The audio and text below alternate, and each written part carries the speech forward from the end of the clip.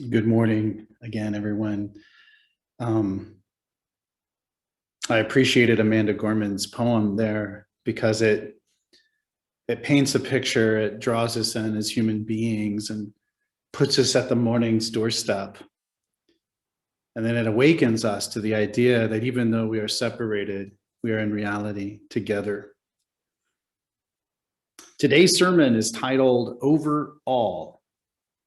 Last week, I shared about the Hebrew word olam, which is featured in the beginning of many Jewish prayers as Baruch Atah Adonai Eloheinu Melech HaOlam. Translated, blessed are you, Lord, our God, ruler of the hidden or the mystery or the infinite or the eternal. And then and a lot of translations will say olam will refer to world or galaxy or universe, which is due to the nature of the Hebrew word olam, whose meaning has various dimensions. Often, Melech HaOlam is simply translated as ruler of the universe. Last week, I explored its meaning as the ruler of the hidden. And this week, I want to springboard into a more widespread understanding in this creator overall. This concept is easily shown in the psalmist's own words in Psalm 8, framing God as creator overall.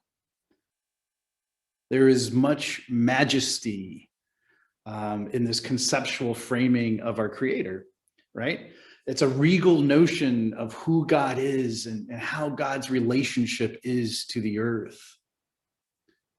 I remember as a young 12-year-old, I camped out, or I decided one night I'm going to brave the elements and camp out in our backyard in Oklahoma. And it was a summer night, so that was good. And it wasn't raining. And it wasn't too windy, which is unusual in Oklahoma. It's often windy. But it was just me and my dog, Shaker, or our dog, our family dog, Shaker. I didn't have a tent or anything like that, but I laid out on these blankets directly under the stars, and it was a clear night. And I remember I had just learned, I think, some things and seemingly irrelevant information about our solar system in school and the rest of the universe. But I had tucked that away somewhere deep in the recesses of my preteen mind. But it was on that clear night as I was laying out under the stars, really, it seemed like for the first time in my life. And I began to look out at the moon, and it was so bright that day. And it seemed like it was right there. And then the stars were everywhere. It's just a big, open, wonderful, beautiful night. And Oklahoma's where I lived was very flat. And so you could see far and wide. And I began to count the stars, and one after another. And my mind, it just automatically retrieved that information that had been tucked away. And the conceptual data that I had somehow absorbed in the classroom, it then overwhelmed my senses at that moment. I've updated this a bit since we've discovered more since then. I was only 12 at the time, but I wanted to list off some of the things that were just grabbing my mind and my heart, and it began to just overwhelm me, drown me. One is that the moon is, I think, 239,000 miles away from Earth. Just to wrap my mind around the distance between the Earth to the moon was tremendous. It was incomprehensible. But then I remembered that you could fit about 1 million Earths into the sun, 1 million of our giant globes into the sun. Just unbelievable. 100 million stars like our sun are estimated to exist in our galaxy. 100,000 solar systems like our own. that galaxies can range from a dwarf system with as few as 10 million stars to massive giant galaxies with 100 trillion stars. I mean, it just felt unbelievable. And that it's estimated that there are 170 billion galaxies in the observable universe. My 12-year-old head swooned as I stared up at those stars and tried to contemplate and grasp all that I was seeing and all that I could not see, and began imagining and that God or heaven itself was beyond all of that. Just boggled my mind. It made me shudder. It changed me. Often in life, no matter what's going on, or I'm having a moment of some sort of disassociative moment where I don't feel linked anymore, or I feel isolated from all, I often think back to that anchoring experience I had that night. I had what many of us would call a spiritual awakening. At that moment, I felt crushed under the weight of my insignificance or seeming insignificance.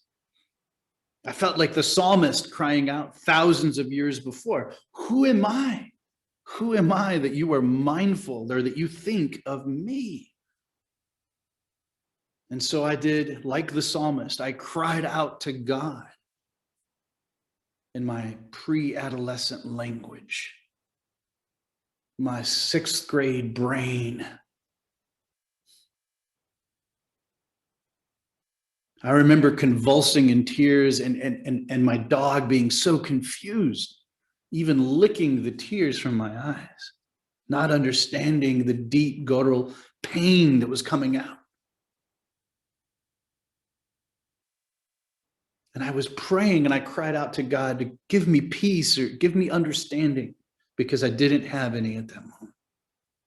And as time passed under those stars, time passed and the night went. I couldn't sleep, but I just rested gently. And I felt a slight breeze blow over me. And I opened my eyes again. And I looked up into the expanse. And I felt like my Creator was speaking to me through creation itself. And that goes well beyond creation on this earth. And I felt God envelop me with creation. And somehow I didn't feel insignificant anymore. Somehow in the grander scheme of things, I felt that I did matter to God, that this consciousness, this soul was important. And that God did think of me, and that God did love me.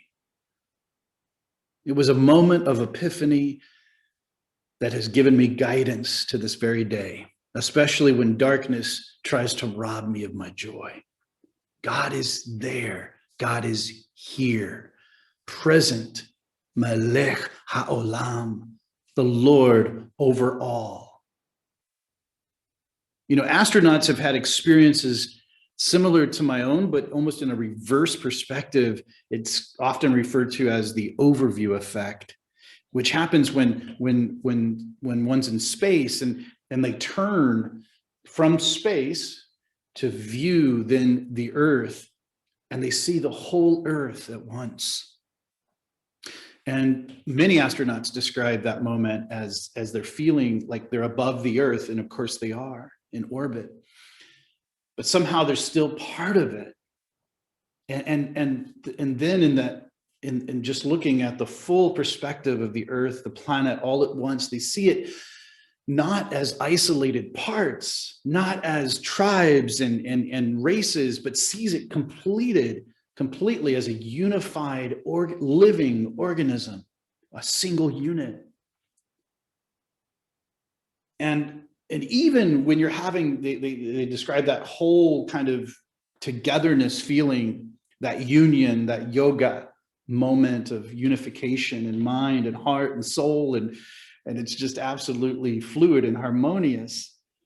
At the same time, astronauts describe the observation of human-made boundaries and ramparts and earthworks to create isolation in the earth, literal scarring of the earth that has been created. At night, with the lights and the differences and the clear demarcation points of us versus them. And it's saddening to see the earth so impacted, not only environmentally, but simply because of tribalism, racism, nationalism, fear. But again, the overview effect gives hope. And so as astronauts come back to Earth, you'll see great changes oftentimes in how they speak or how they sound or how they refer to things, because they have been greatly affected. I mean, on a spiritual plane, if you call it spiritual, for some, they may just say it's physiological or a moment of psychological change, but whatever that orientation seems to have shifted as they come back to Earth, and no longer do they even think of themselves necessarily as citizens of some small little piece of the earth, but instead a world citizen, a planet citizen, that we're all in this together kind of feeling, a vibe that transcends race and culture and nation. It goes beyond all of those things. All those things seem so small now.